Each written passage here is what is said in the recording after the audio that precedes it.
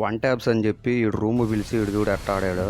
నేను నార్మల్గా అవన్నీ తీసుకుంటున్నాను, ఇన్హేలర్స్ అవన్నీ తీసుకుంటుంటే ఈడు వెనకాల వచ్చి కొట్టేశాడు. వీడికి వండితే ఎడిటర్ సాంగ్ పెంచమ్మా వీడికి.